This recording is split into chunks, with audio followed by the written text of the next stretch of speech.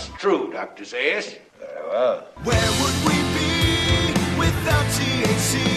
'Cause we know they're lying to us, just don't know to what degree. Yeah, where would we be without THC? The Higherside Chat Show, Greg Carlwood and Company. All right, Higherside Chatters, as we continue our adventure and examine our weird reality, I think it's about time to revisit that tasty slice of the paranormal pie known as cryptozoology.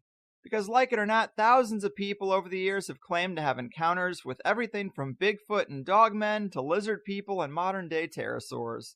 And while I find the subject fascinating, one of my biggest complaints about the field is that we're oftentimes digging up stories and accounts from decades or even centuries ago, times far removed from our own with entities that should be long gone.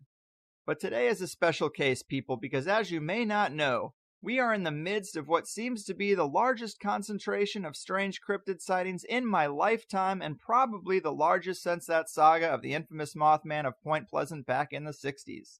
As it seems, one or several winged humanoids have taken to the skies of the Windy City and have been seen by far too many people now to be ignored. Well, lucky for us, we have one of cryptozoology's most well-known and respected Fortean researchers and investigators to give us a scoop. His name is Lon Strickler, the man behind the legendary Phantoms and Monsters blog, author of several Phantoms and Monsters books, host of Arcane Radio, mystic at Astral Perceptions, and the guy to talk to when it comes to situations like we have in Chicago. I know I'm psyched to find out what's going on here, as well as with several of the other open and ongoing cases he's got on the books. Ladies and gentlemen, Pennsylvania's own paranormal person of interest, keeper of the Fortean files, and explorer of everything, Lon Strickler, my good man. Welcome to the Higher Side. Thanks for having me on, Greg. Yeah, this is a real treat for me. I've been a fan of Phantoms and Monsters for probably around a decade now, and I just can't believe we're having such a situation where many people in one area are seeing something like this. And to jump right into it, what's going on in Chicago, and when did this string of sightings first start? We're up to around 30 or 40 at this point, right? Well, right now we're at 40 for the year, and I just put the 40th up yesterday. And actually, this started back in 2011. There were 3 sightings in the late summer, early fall, and it stretched for about 3 months. There was a photograph taken in the Pulaski Road area, and it kind of looked like what the witness saw was a sugar glider, a large sugar glider. You know, a sugar glider is one of those things you sit in your palm of your hand. Yeah, like a flying squirrel. Yeah, a flying squirrel. And this picture, it's hard to tell how big it was, but it had some size to it. But some of the witnesses that we have been getting this year have been saying that some of what they saw looks very similar to that. But then again, there have been a lot of differences in some of these sightings. So the first report that I saw for this year was in early April, and that was originally reported on MUFON, and it was by a professional woman who was walking her dog in Oz Park in Chicago, and she came across this black being about 7 foot tall standing in the middle of the park. And she didn't know what to make of it. The dog freaked. He tried to stay away, back up behind the witness, and this is Jack Terrier Russell, so those things are pretty feisty, so it Mm-hmm. So anyway, this thing, she described it as about 7 foot high, black in color, and it had wings on its back, folded behind its back, and the wings actually stood about 1.5 foot above this thing. So these were pretty good sized wings. So as she stood there and watched it, it turned and it looked at her with these bright red ruby eyes. That was it. She just had this weird reaction to it, and it looked at her. It took off like a rocket, just straight up. And when it got to the apex, it kind of, was still in the air, unfurled its wings, flapped them, and was gone at a pretty good rate of speed. Yeah, it is just so amazing. And I guess I've been hearing some descriptions that are saying an owl man, some that are saying a bat man. What are you hearing more of? Are they equating it more to an owl or more to a bat in most cases? Well, that first sighting was pretty similar to what the Mothman sightings were in Point Pleasant. I've had other similar sightings all over the place, but mostly in the Ohio River Valley. Well, anyway, the next couple of sightings after that sighting were described as large humanoid owls, owlmen. They were, about the same size, anywhere from 6 to 7 foot in height, 20 to 12 foot wingspan.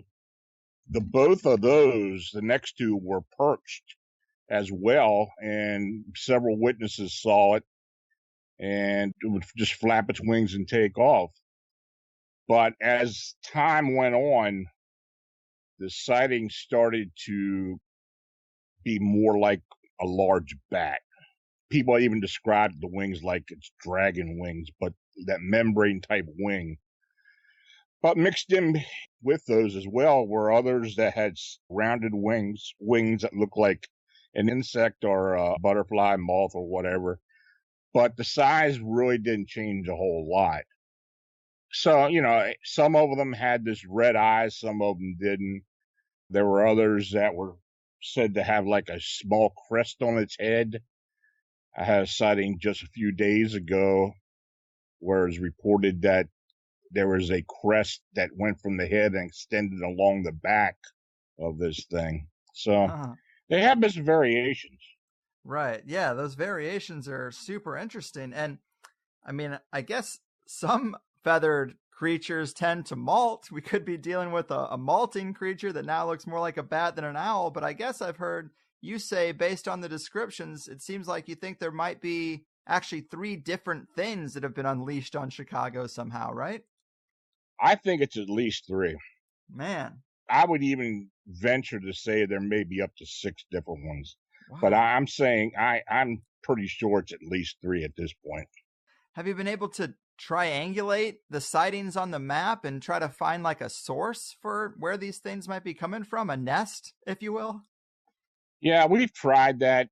We've taken the sightings and actually put them in chronological order, and nothing really panned out of that. I mean, though we have had areas where there have been more sightings than others, and of course, there have been a lot of sightings downtown along the lake, but there have been a lot of sightings as well in South Chicago into Indiana. And we've got an interesting area down there that we're looking into as well. So, I don't know. These last couple sightings we had this week were along water, both of them. One was along the Des Plaines River, and the other one was along Salt Creek. So, I don't know. I mean, this last sighting was made near Possum Hollow Woods, which is out by LaGrange Park. And the woman who saw this was actually an avid bird and raptor watcher. And that's exactly what she was doing when she saw this thing. She looked up, and out over the park, over Salt Creek, she saw this huge, what she described as a huge flying shadow. And, being a bird watcher and knowing the raptors and birds in the area, she was amazed by it. Yeah. And she was getting ready to take a photograph of it. And by that time, this thing took a dive right into the woods. And she said it dove so fast, she just couldn't believe it. She'd never seen anything dive that quick. And she said when it went into the woods, the birds in the woods just scattered. And I asked her, why didn't she go into the woods? Well, actually, she was alongside the road on North LaGrange Road. So she really actually couldn't go in there unless she went over a guardrail and down a slope. So, yeah, but she stood around waiting for this thing to possibly come out, and it just didn't. But she was on the horn with me in about 40 minutes. I love it, man. To say that, like, the first sighting is around April, and we've had 40 since then. I mean, this is mind-blowing stuff. Are there any other major commonalities across the sighting spectrum that we could point to that add to the overall credibility for the skeptical ones out there? I guess red eyes does seem to be one that comes up quite often. That's a weird detail to add unless you actually saw something like that. Yeah, I think the sightings that have been seen at night, the red eyes really show up. And I don't hear it that much with the daytime sightings. Makes sense. So that might be one aspect of it.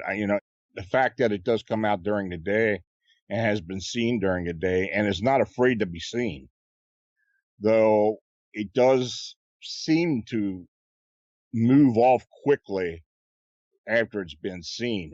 People have been having a devil of a time trying to get a photograph of this thing. They'd have the camera out and it would just take off so quickly, or that it would be at nighttime, not enough light.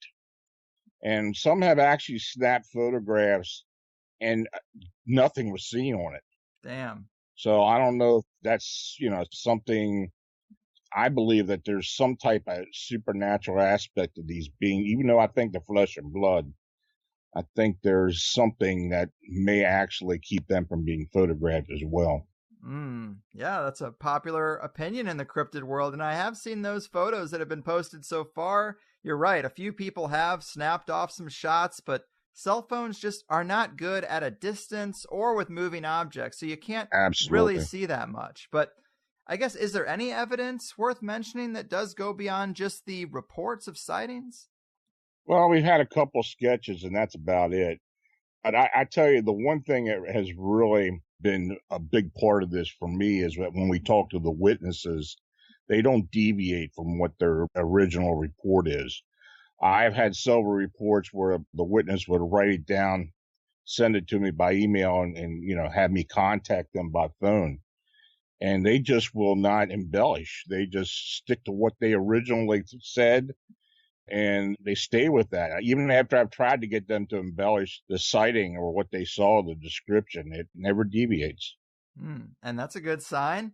And in terms of commonalities, I guess some other ones are, I've heard in more than one report that the sound it makes is like screeching, similar to train brakes. I've also heard, of course, like you said, 6 feet tall and with a 10-foot wingspan. That's a pretty on-point number to hear from multiple people. And I guess a few others have conveyed a sense of doom or some type of internal feeling. I'm sure it's a scary thing to see, but I guess there are reports of some feeling. I don't know if it's being projected into them or just that's what happens when you see the unknown.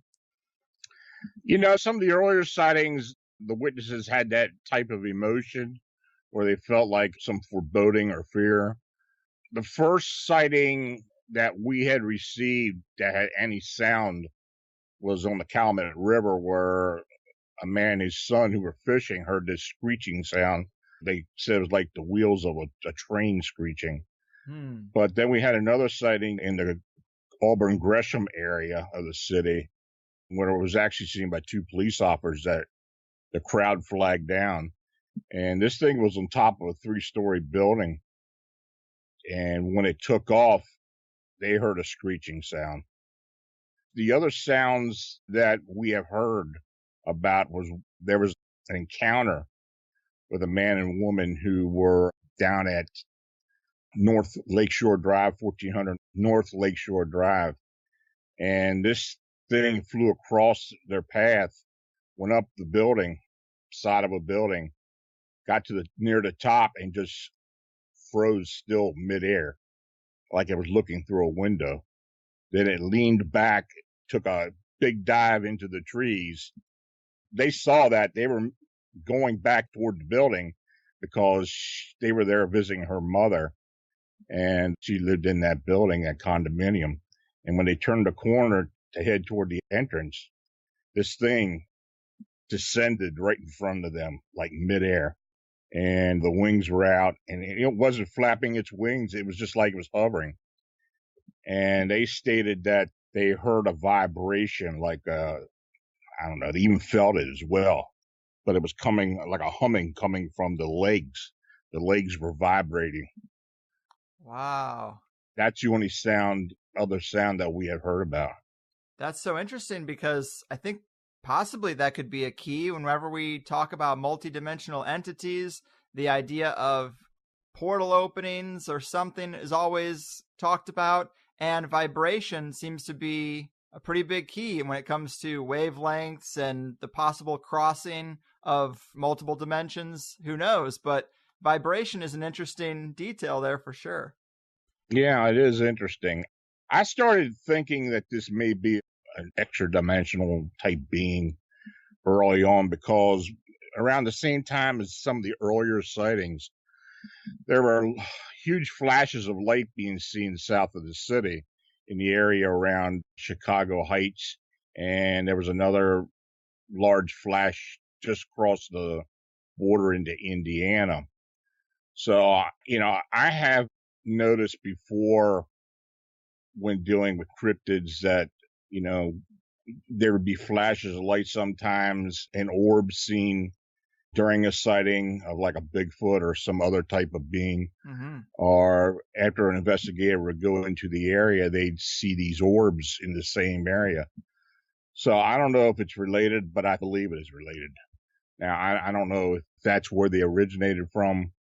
I just don't know. But a lot of these that were seen downtown, they seem to be coming from under one of the overpasses on Lakeshore Drive. So I don't know if that's where they're hanging out, or there's some tunnels in that area as well. Yeah. There's a lot of underground that area. So I don't know. Oh, I really don't know. That's so amazing, man. And I find this extra exciting because I know Chicago pretty well, and I spent some time with that interactive map you have, and I'm shocked that so many of these sightings are deep in the city. Many of them are right along Lakeshore Drive. I mean, that's a tourist hotspot. I mean, that is a real corridor of a lot of action there. And we have sightings both day and night. That's a little unusual, right? Usually these things are when people are alone in the backwoods somewhere, but to have multiple people, sometimes couples, seeing these things in the city, wow. That is unusual. Most times when I get a report over the years, it'll be either one witness or a witness with their kids or, something like that going down the road, a fleeting sighting. But no, these sightings have been in front of fairly large crowds, and several of these sightings have been verified by more than one witness. So, right. Yeah, it is unusual. And I gotta ask, I would like to think that people have the sense to be able to tell the difference between a bat-human hybrid and something like a person in a wingsuit or a drone. But you gotta ask that kind of question. Is there any reasonable explanation for this outside of some cryptid creature? We have looked at every possible explanation. This thing has been seen along the river downtown, along those high buildings. If that was somebody in a squirrel suit, they'd have done a splat on one of those buildings.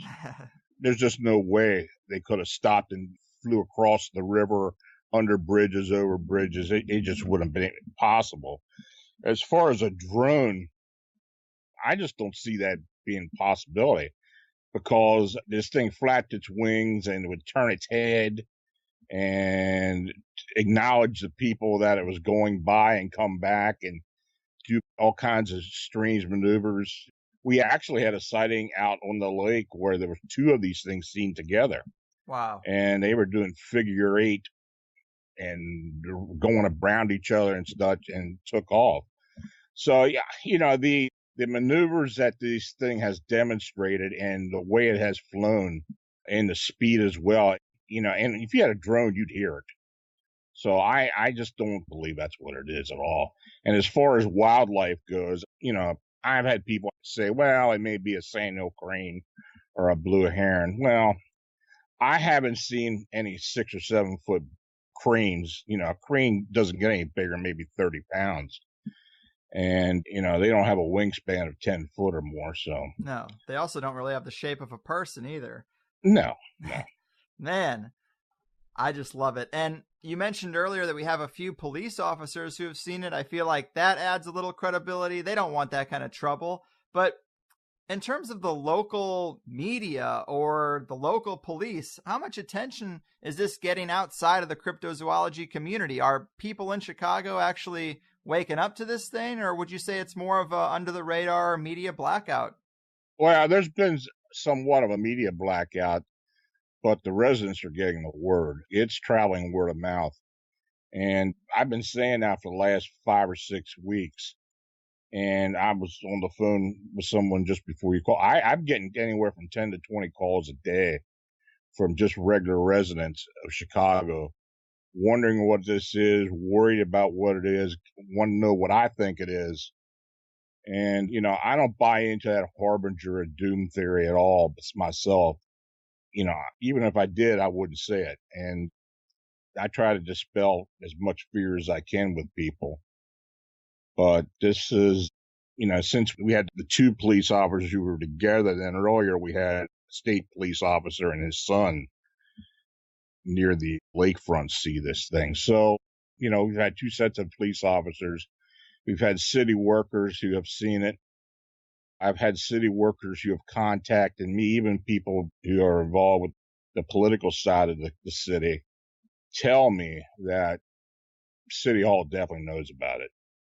And the major media is just trying to stay away from it as much as possible. Makes sense. Another interesting element that I've heard you talk about is that Chicago tends to get a lot of UFO sightings, or at least a fairly steady amount. But since these Owlman, man-bat sightings, these other types of sightings have kind of come to a halt, right? Yeah, that's something that we discovered early. Butch Bukowski and I have, he's mostly into UFOs, and we've been keeping an eye on the reporting centers. And the sightings in and around the Chicago area and over the lake have really waned since it started.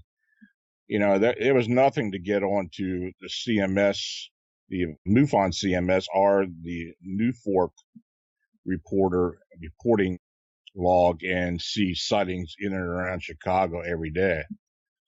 That just hasn't been going on. Now, I don't know if this is the reason why. Right. But it's interesting. And I've had a couple paranormal investigators also tell me that the actual calls to them for hauntings and other type of activity hasn't been as strong as well. So maybe this thing is affecting all that. I have no idea. Right. I mean, that's interesting to note for sure. How is MUFON responding to this? I know cryptids aren't really their wheelhouse, but I think all this stuff is connected. Are they getting on this with you and kind of helping to try to get to the bottom of it? That's a long story, but I will say this. When the first sighting came out of MUFON, I jumped on it and reported it. Then after that, they had actually gotten altogether about 4 reports. And I'm not going to name names, but the person in charge of everything in the state of Illinois contacted me and wanted to work together.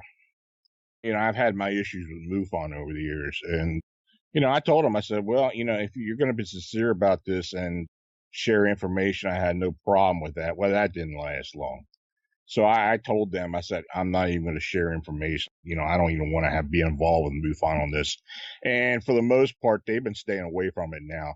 They had a problem with people who were filing reports not talking to them.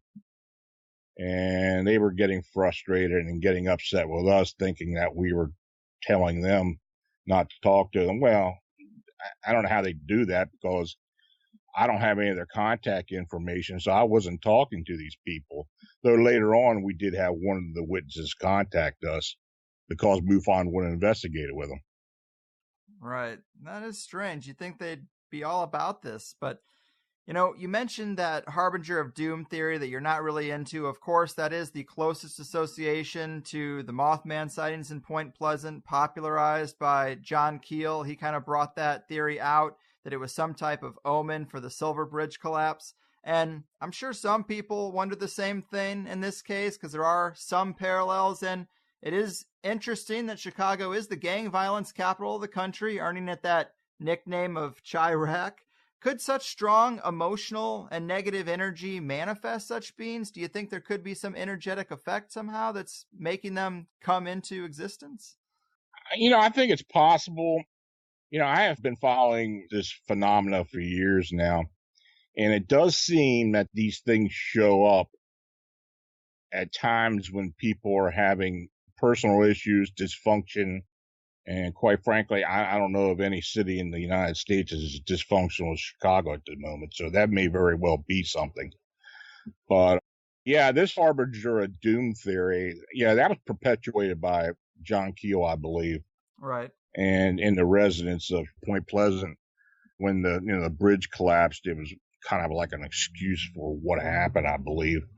But there were other things going on as well, the Men in Black, the UFO sightings, and a lot of other strange things associated with the Mothman. But that's a weird area anyway, because, stuff still happens there. I get reports out of Point Pleasant a lot. And in fact, I'm dealing with a couple now who believe that they were somehow affected by the Mothman or some type of other entity at one of those TNT cones several years ago, but it's still sticking with them. So I don't know how much it has affected them, though I do believe people have been affected by some things that go on in that McClintock area, that McClintock Preserve area where the TNT plant's located.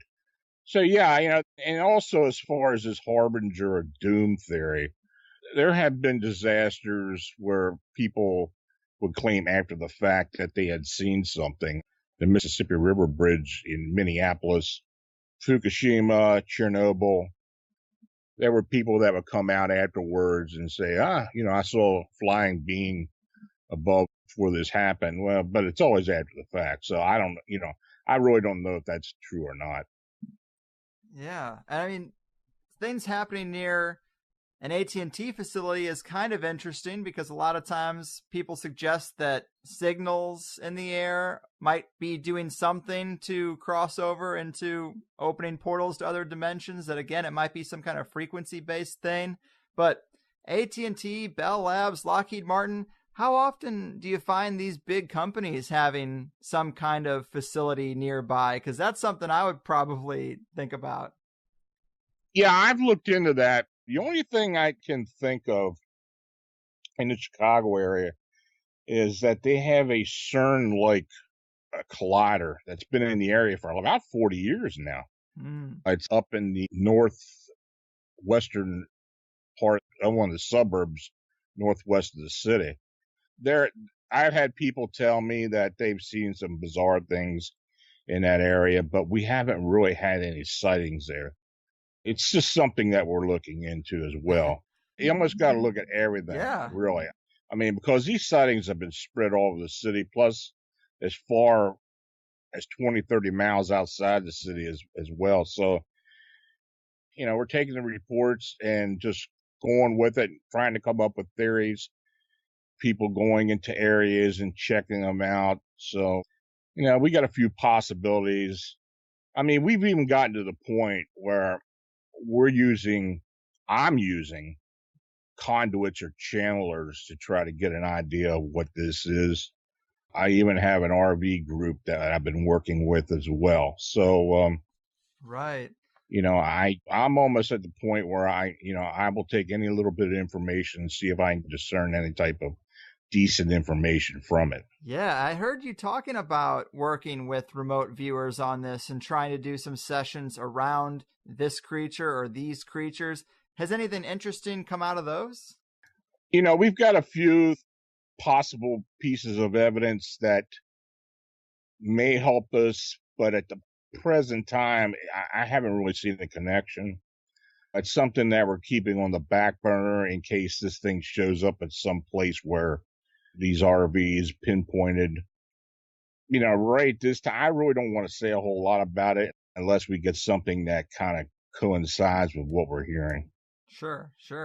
But you are right about those hotspots and just looking at every possible angle. I mean, you got to look for DARPA facilities in the area, military bases, any of those kind of hotspots. Because my first thought would be that this would be some kind of deep state project gone wrong, or some kind of occult ritual that got out of hand.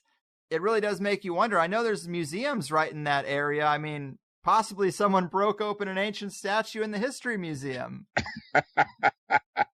An ancient Egyptian curse or something. Yeah. Yeah. I don't know that. That's a new angle. I haven't heard anything about that. But the Chicago area doesn't really have a lot of military installations as opposed to some other cities. There are some government projects in and around the city, some independent projects associated with the government. We've been doing some checking. I've been doing some checking, and I've been talking to people that live in the city that are familiar with things that have gone on or have been going on. So, I got a huge list of things on my checklist that just, at this point, it's really hard for me to kind of put a connection with these that, and another thing is you check out the witnesses as far as maybe there's a connection between witnesses. This thing's going to certain people. Mm-hmm. So far, we really haven't made that connection either. Wow. Well, it's definitely fascinating, and maybe it is hard to peg it to anything, but in terms of it being a flesh and blood creature versus having a paranormal aspect, has anybody seen it materialize or dematerialize or anything like that? No, not manifesting or disappearing. No, nothing like that. It usually seems to come from somewhere quickly, then move off again. But nobody ever sees where it comes from or where it goes to. God, amazing, man. And also, we talked a little bit about the cover-up angle of it, the media blackout and that kind of thing. I don't think we mentioned this yet, but it's in my notes. I guess there's been 4 Freedom of Information Acts to the Chicago police, all coming back, nothing reported, which I would think seems odd considering how many reports you've got. They'd have to have some. Oh, they've got them, I'm quite sure. The police officer, Albert Gresham, stated emphatically that he filed a report. Now, right. Just because he filed a report doesn't mean they're going to release it. Normally when you put in a Freedom of Information Act request, it takes several weeks before you even hear back. We're getting responses within a few days. Just stating, well, we have nothing on record. There's nothing ever been reported.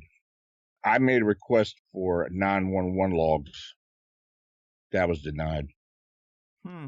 So, I'm pretty sure they are keeping a lid on it. I've heard a lot of reasons why, one being tourist, because most of the sightings are downtown.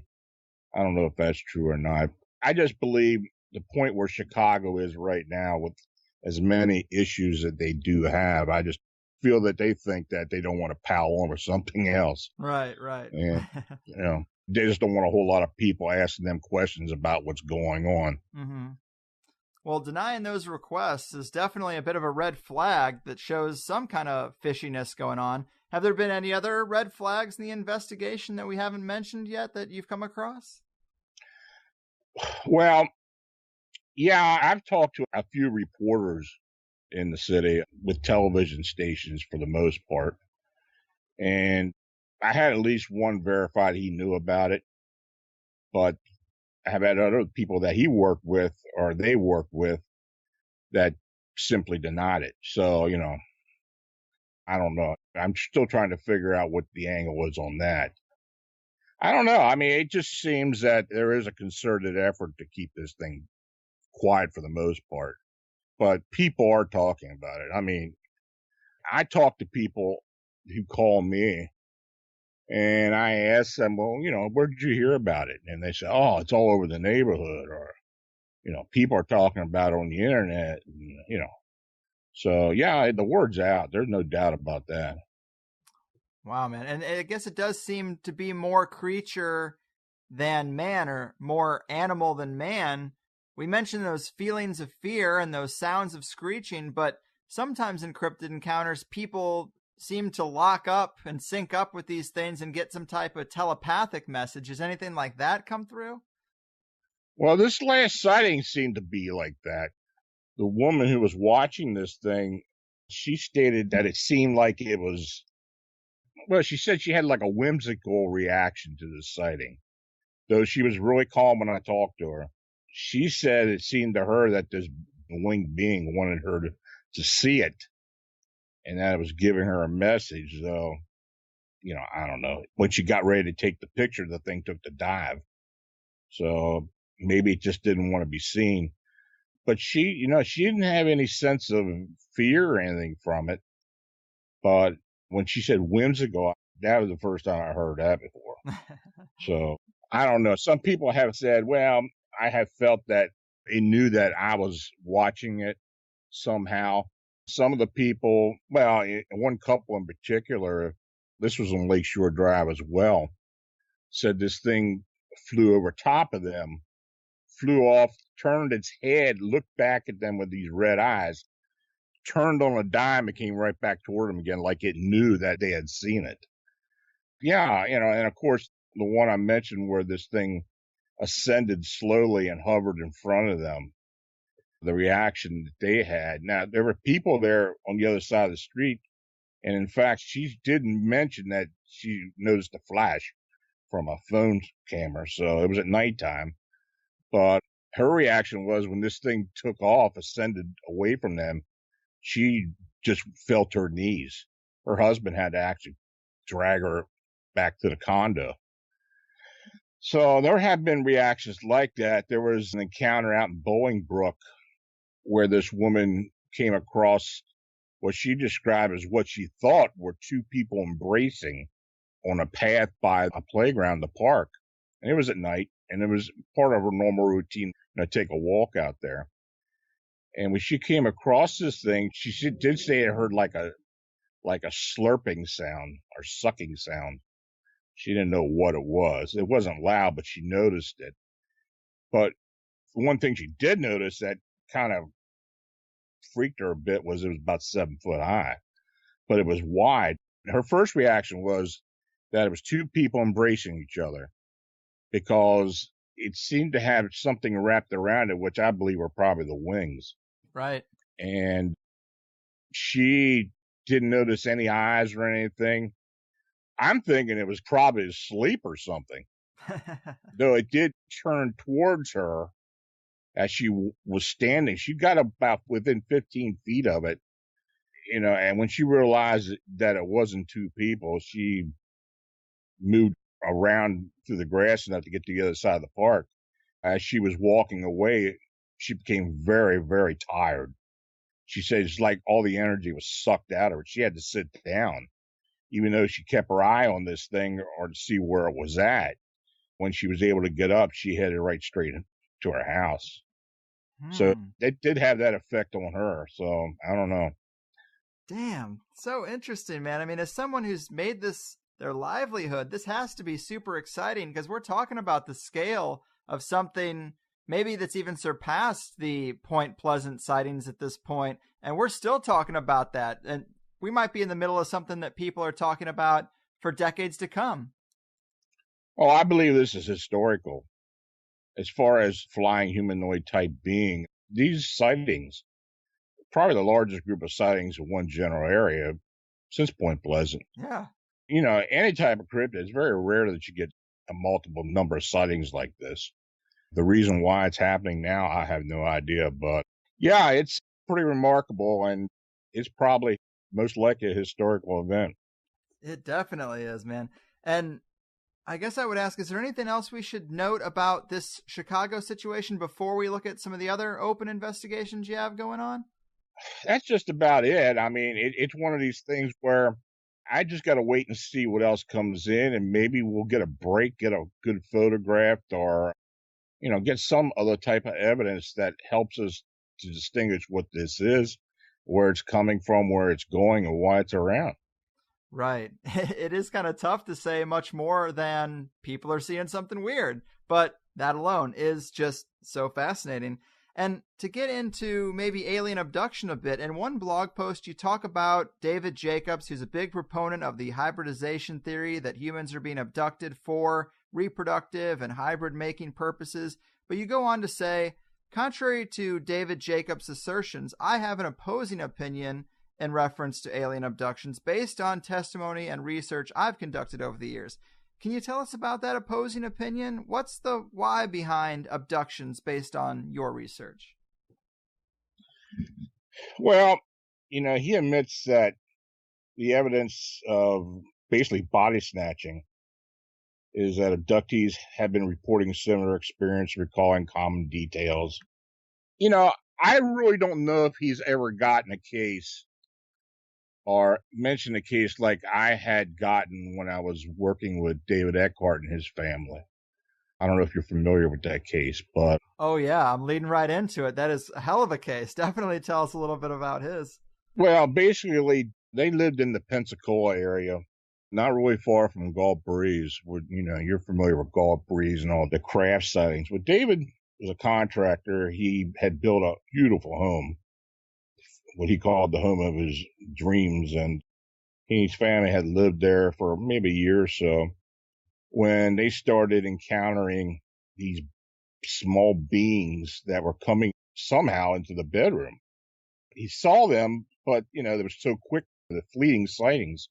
Well, over the years, he started placing cameras in the bedroom to try to capture these things coming in and out. I mean, these things were actually destroying some of the cameras.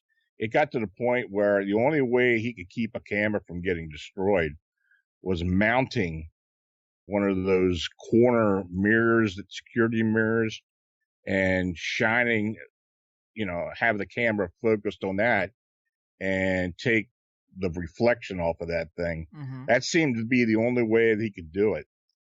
And he would use strobe lights and a lot of other things, but he did capture it.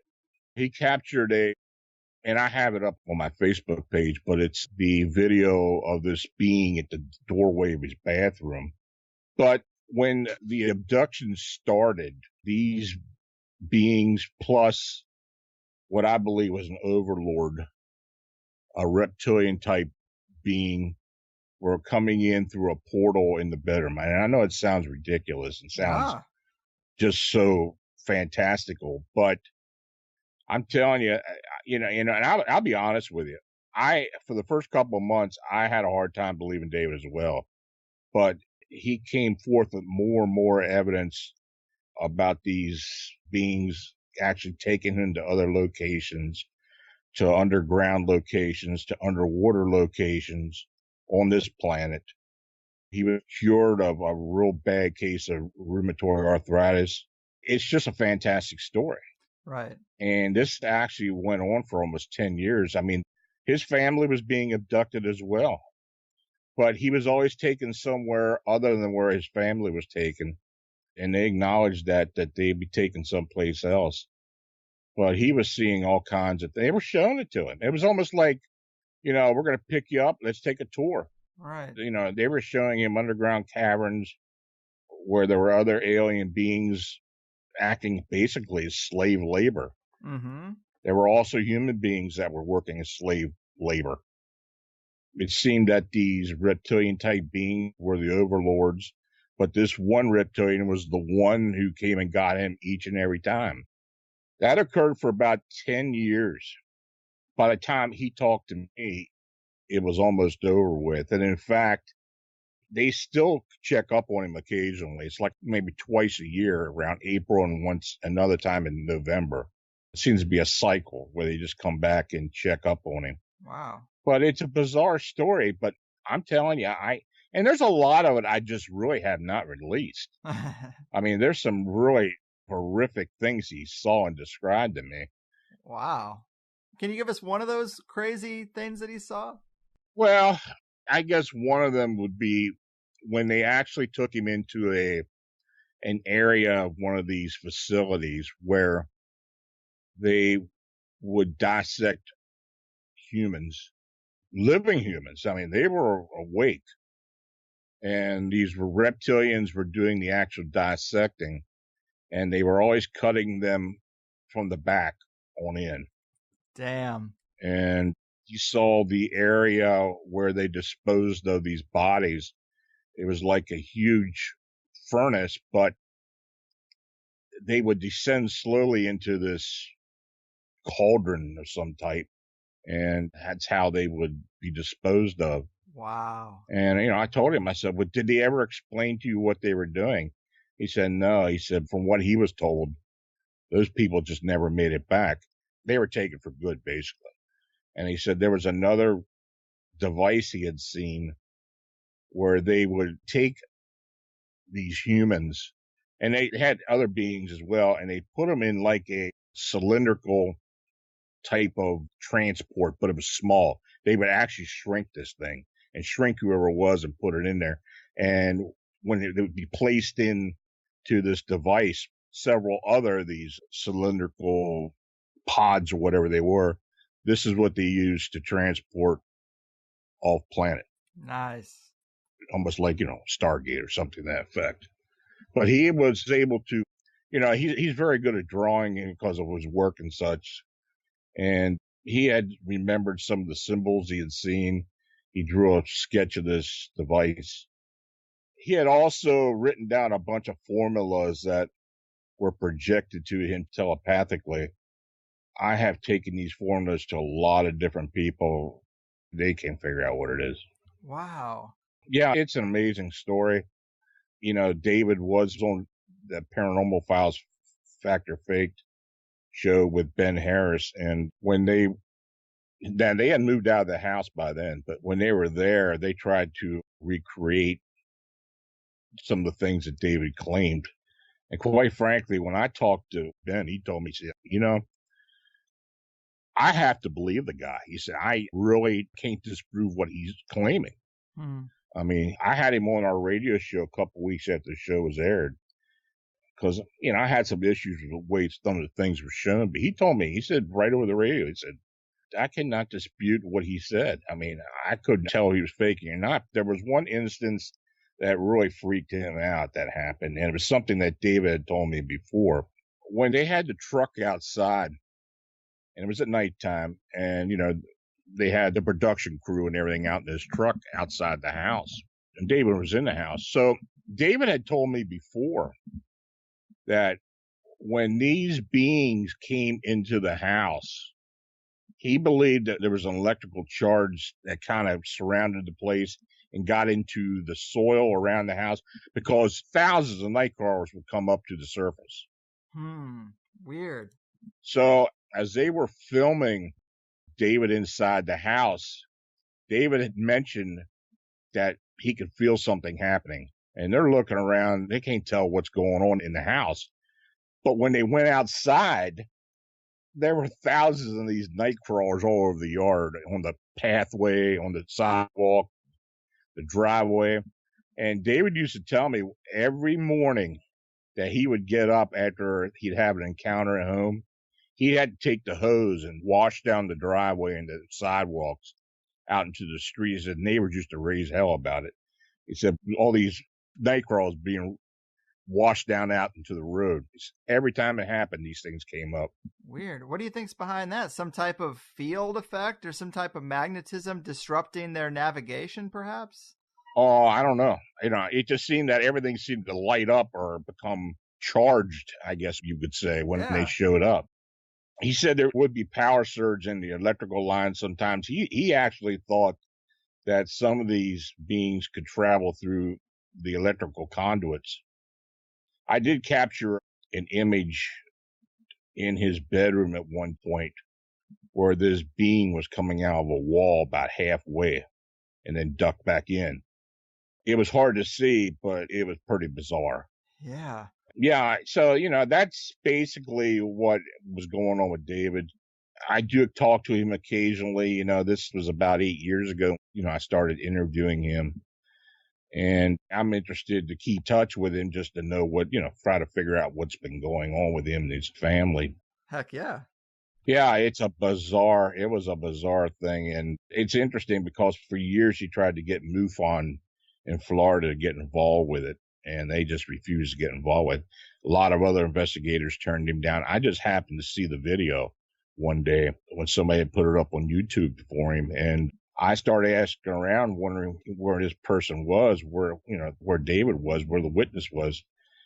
And I got a hold of him by email, and we eventually started talking. David and I talked on the phone. I think we talked every day for at least 4 to 5 hours for almost 6 months. Damn. Yeah. He was showing me all kinds of video and pictures he had taken over the years. But there's so much evidence. And I am kind of hesitant to release some of it. I have released part of it. But there's just so much that, quite frankly, I don't think people can handle. You know, I don't want to start sounding like the government not disclosing anything, but Yeah, man. I personally think that some of this stuff is maybe more than what people can handle. Well, hearing about experimentation on live people and a cauldron of dead bodies is it's a lot to take in. I mean, that alone is a lot to take in. But you mentioned these glyphs and these formulas. Like, I've seen some pictures of those that you've posted, super fascinating. You know? And no educated person that you forwarded these to has been able to make heads or tails of it at all. Have there been any decent guesses? I sent it to 3 mathematicians, one at Caltech, one at MIT, and another at Brown, and none of them could make heads or tails what it meant. Wow. I was thinking about sending it to someone into quantum physics. That's what David said he thought it might be worth. But I had one individual tell me that there's nothing in physics that even comes close to being able to decipher what that was. And I brought that up because we were talking about the other possible motivations for alien abduction other than hybridization. Yeah. What do you think the motivation was in David's case? Is it just to transport this information to him somehow? I mean, because if he's seeing slaves and medical experiments, it's interesting that he wouldn't be used in that same way. Yeah, I thought that was interesting. There were some things that had occurred. You know, one particular time, he told me that he and his family were sitting down for breakfast one morning, and all of a sudden he saw this group of these small aliens walking out of the living room into the kitchen and just walking by them. He questioned it when that reptilian came a couple of days later. Basically, what he was told is that they were giving these other alien beings tours, that they were so fascinated by the way humans lived that they were almost like giving them a tour of David's place. Wow. I know it sounds bizarre, but he was dead serious. So I tell you, it's like I jump in the wormhole or whatever you want to call it, but every time I talk about it or think about it, it really is some fascinating stuff. You know, I have talked to a lot of people about this over the years, and there have been people that have told me stories that closely resembled some of this stuff as well. So, you know, I don't know why he was chosen to see this. They told him a few things that may happen in the future that haven't happened, and I don't know if they're going to happen, but they gave dates. You know, when the certain date comes up every year, I just kind of hold my breath hoping nothing's going to happen. This has been going now for about 6 years, and I'm not going to mention the date. I told David I wouldn't do that, but it seems every year when this date comes up, I'm holding my breath hoping something doesn't happen. Right. Wow. And you already kind of mentioned this, but I've read through his reports and I wrote this down because it was just a really interesting paragraph. But he says, David describes seeing vast underground caverns that he was told were under the Earth's surface. In these caverns, it became obvious what species was in charge, the reptilians. There were other beings as well, namely the lesser class or greys, as well as other species. These caverns appeared to be some type of mining operation that uses manual labor. This included human laborers. And I love anything that has to do with the underground. Is there anything more you could tell us about maybe other species he saw or the scope of these operations that are supposed to be underground? I do know that there are so many different types of gray beings. You know, you hear about the small grays and the tall grays. Well, he told me at one point he thought there were at least 11 different types of gray beings. There are some that are just workers. There's some that are kind of a hierarchy. You know, I've had other abduction reports over the years. It seems to me that the reptilians are more like foremen, and that another group of like insectoid type beings are usually the ones in charge of everything. But I think these beings that are said to be insectoid are basically some type of reptilian that has morphed into another level. Like a butterfly in a cocoon. Basically. a metamorphosis, I believe that's actually what happens. Now, I have talked to a few people about that. Some who say that, well, you can't prove that. And I can't prove that, but I'm just going by what I hear. Just what people tell me that they've seen. As far as supposed hybrid, I think there is some hybrid programs, but I don't believe that that's the main reason why people are abducted. Right. I'm sure it's a whole bunch of reasons. Yeah, I think the biggest reason is tissue collection or body fluid collection for certain other reasons. Maybe widening that scope out to just say medical procedures might be better. Experimentation, yeah. Damn. Huh. And also, just before we start really wrapping it up, your next book, from what I understand, is going to be on UFO encounters, right? I decided to change that. Oh, okay. I'm going to concentrate on what's going on in Chicago. Yeah, wise. Because there's some behind the scenes stuff that hasn't been disclosed that very well may be able to disclose later on down the road. But I want to get it down in writing. I want to get it all together, put a few of my thoughts into it, maybe a little speculation on my part other than what I've already speculated. But, I don't know. I think a book may be warranted. Absolutely. I would say so. I mean, considering this is setting the record for a concentration of sites going back all the way to Point Pleasant, yeah, it warrants a book. Yeah, I really don't want to relate it to what happened at Point Pleasant. All the strange activity that happened during that period. There may be some correlation eventually, but right. I don't know. I don't even know where this whole thing's going to lead me to. I mean, this thing could continue to go on for indefinite. I mean, I don't know. Yeah. I mean, well, that's half the fun of it. I'm kind of thinking of when the weather changes, maybe in May, when all the snow's hitting Chicago, maybe this thing might level off somehow. Right. Well, we also had the Great American Eclipse. Who knows if it has something to do with some aspect of our cosmic grandfather clock, some kind of portal opening in relation to that event. Who knows? I mean, I have people that are scared to death that Kim Jong-un is going to drop a nuclear weapon on Chicago and that this is some portent of doom. I don't know. Yeah. I hear all kinds of things. People are freaking out, but I tried to spell that as best I can. I'm telling you. I did hear people talk about the eclipse and what was going on in Chicago. But in fact, there was a sighting in Chicago during the eclipse. Huh. Yeah. And a lot of people saw it too because it was right downtown. Oh, it was right by the harbor. So I guess one more question would be when it comes to the sightings in Chicago, what is the largest number of people that have been able to corroborate a single sighting? I guess the Adler Planetarium sightings, the sighting at the Adler Planetarium. We've had two groups that saw this thing,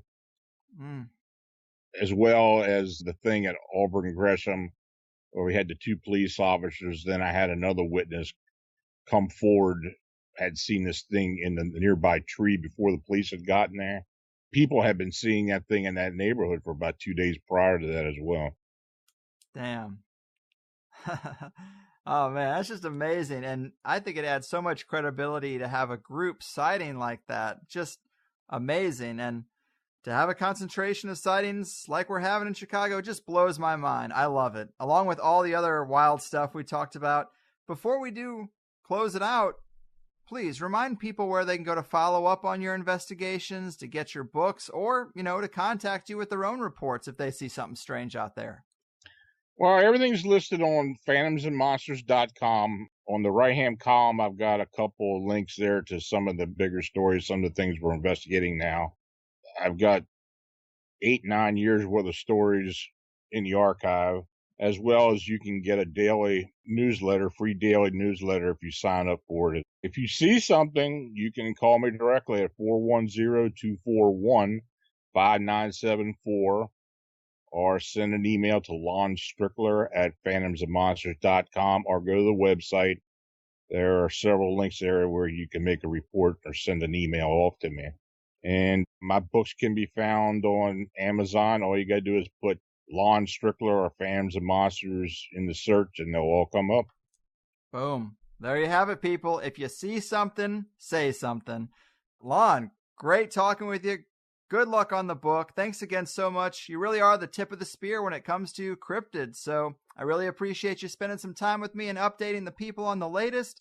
Hopefully we can do this again sometime if it keeps up. But until then, keep doing what you do, man. It's my pleasure. Thank you. You got it. So there it is, ladies and gentlemen. Lon Strickler, the cryptid king of Pennsylvania, the lifeblood of phantoms and monsters, one of the best cryptid news sites on the internet. And I just find this to be so fascinating. This is such a large group of sightings. Just let me run through the headlines here. Bat-like object witnessed over Chicago. New Mothman-like encounter in Chicago. First Chicago Owlman eyewitness in Oz Park. Mothman seen again by multiple witnesses.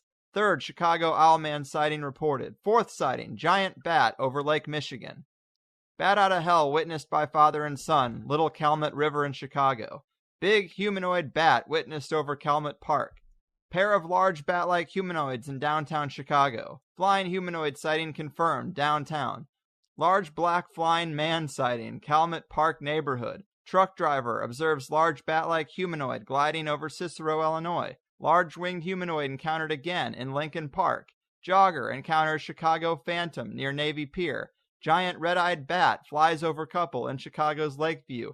Large human-like black bat seen by multiple witnesses at Adler Planetarium.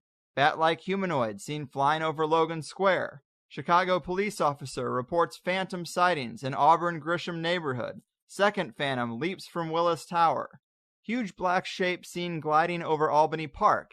Human shapeshifts into giant blackbird on Chicago Tri-State Tollway. Giant bat-like entity emerges from under Chicago lakefront overpass. 7-foot-tall man-bat creature perched on downtown Chicago street lamp. Chicago Phantom flying over Melrose Park. Winged humanoid confronts shocking Chicago witnesses. Big owl circles offshore near Chicago's Ohio Street Beach. Big winged bean observed on Chicago suburb house roof. Chicago Phantom makes another appearance at Lollapalooza. Chicago Phantom sighting, red eyes over the water. Strange creature witnessed over Burnham Harbor before solar eclipse, and shadowy being lurking about in Chicago's Wicker Park. I skipped a lot of them there because they are kind of repetitive headlines, but that's something that I don't think we should just straight up ignore. I think it's tough to say people are seeing nothing, or that they're misidentifying something which would have such similar descriptions. I also find it suspect that MUFON has gotten reports. Lon's clearly gotten reports, but Freedom of Information Act requests return nothing? Nobody has called the police on this, even though a couple officers are actually in the witness pool? I don't like that. Something definitely seems off there. And I know Lon doesn't really like the Harbinger of Doom angle. I think it's incomplete at best too, personally.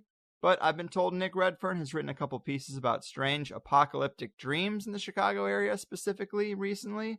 So that's worth mentioning, even though I do think that that should be thought about symbolically if it's connected at all.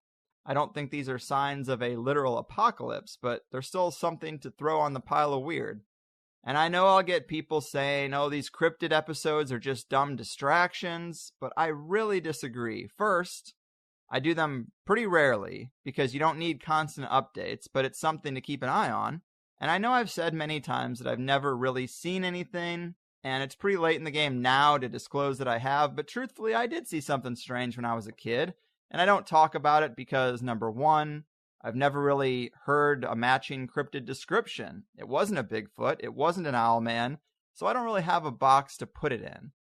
Number two, it was a pretty short situation, probably 30 seconds or so, which can feel like an eternity when you're staring at a clearly intelligent and unknown being, but it's still a short amount of time. Not much happens other than it spots you and then runs away. Number three, I didn't want to be one of those kinds of hosts that makes everything about them and puts themselves at the center of everything, and I still don't want to be that. And number four, I'm the only one who saw it, although my parents were close enough to know that I called out for them and ended up a sobbing mess when I knew they didn't see it also. And the only reason I'm saying something now, and I'm also not going into a ton of detail, is because it did come up with Gordon White when he had me on Rune Soup recently, and I think it's going to be his next episode. It feels like it would be kind of shitty to undercut that and leapfrog this in front of him. Seems like poor podcast etiquette, right? If there really is any.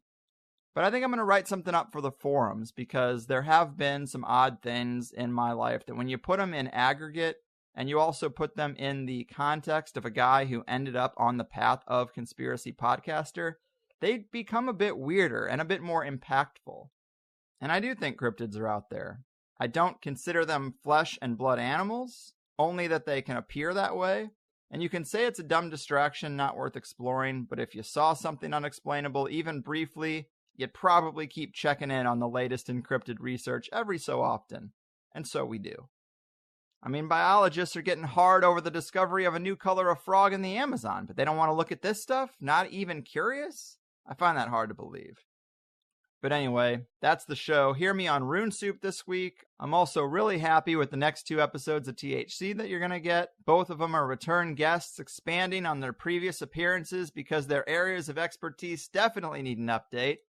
And to be honest, both guests sort of come with some lifestyle or personal belief system elements that I'm not a big fan of.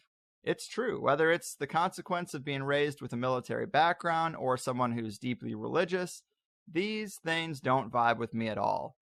But I sort of ignore those aspects because what they have to share is so fascinating and few can do it better, and it is partly these elements that I'm not a fan of that actually drive a person to do the research, so it is all connected. But I say this all the time, try not to hang on every word a person says. I always see comments, well, I had to turn this off as soon as the guest said X. And I think a lot of the time we are missing the forest for the trees. If you're open-minded and know how to interpret or even sidestep a person's biases, you can still learn a lot from them. And maybe it's my bias. But what I'm saying is we don't all look through the same lens, and if we can take a person's research and reconfigure it for our own lens, I think we're better off than saying, oh, this guest doesn't believe in chemtrails, so I'm not going to listen to what they have to say about the history of false flags. Or, this guest drinks the Kool-Aid on vaccines, so I can't hear what they have to say about astrology. Or, this guy's researched GMOs his whole life, but because he made a comment about the moon landing happening, I think he must be a disinformation agent. You know, stuff like that. And sometimes it is surprising to find out a person sees through illusion A, but is caught up in illusion B. But that's life. We're all on our own journey trying to navigate this weird reality.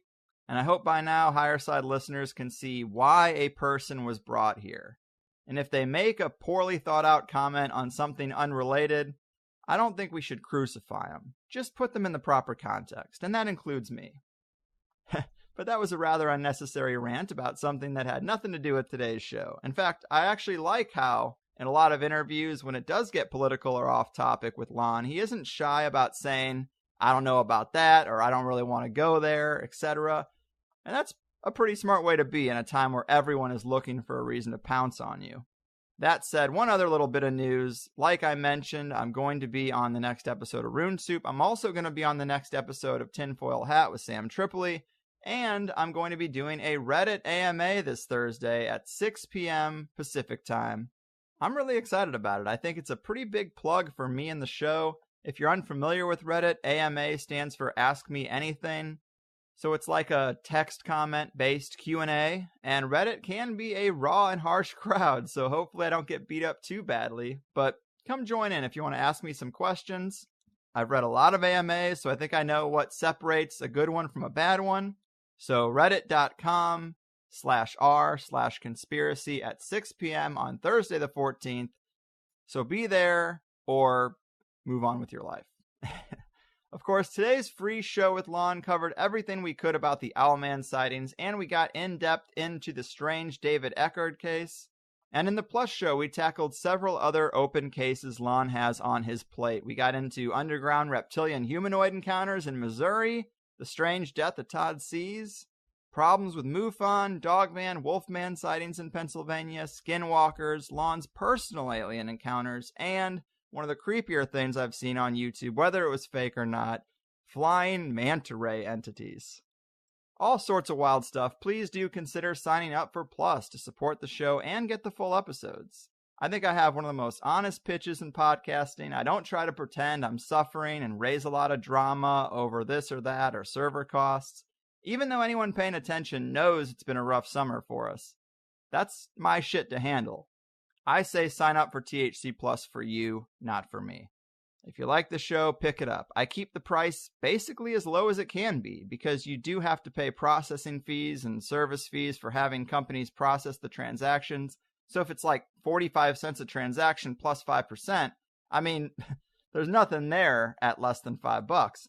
So I do like the McDonald's approach. Low price, low barrier of entry, and high volume. I want people to have every reason to get the free show. So that's how we do it. And hopefully THC Plus is better for you than McDonald's. It's hard to be worse, right? But that's it for me. I love you guys. Keep your seats laid back, your glasses packed, and your pimp hands strong out there. And I'll see you soon. Your move, owlmen, man-bats, and odd ethereal entities of our mysterious multidimensional reality. Your fucking move. Woke up this morning with light in my eyes, and then realized it was dark outside. It was a light coming down from the sky.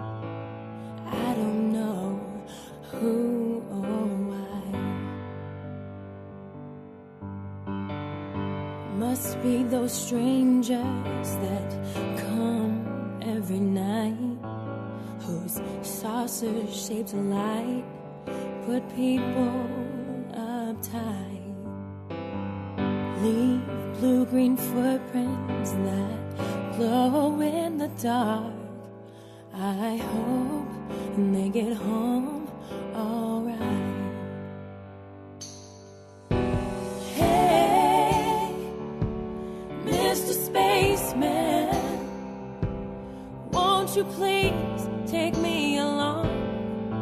I won't do anything wrong. Hey, Mr. Spaceman, won't you please take me along the high side?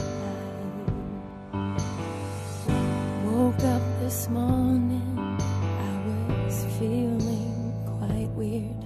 I had flies in my beer, my toothpaste was smeared. I opened my window, they'd written my name. Said, so long, we'll see you again. Hey, Mr. Spaceman, won't you please take me along? I won't do anything wrong. Hey, Mr. Spaceman, won't you please take me along the high side? Hey, Mr. Spaceman, won't you please take me along? I won't do anything wrong. Hey, Mr. Spaceman, won't you please take me along the high side? Won't you please take me along the high side?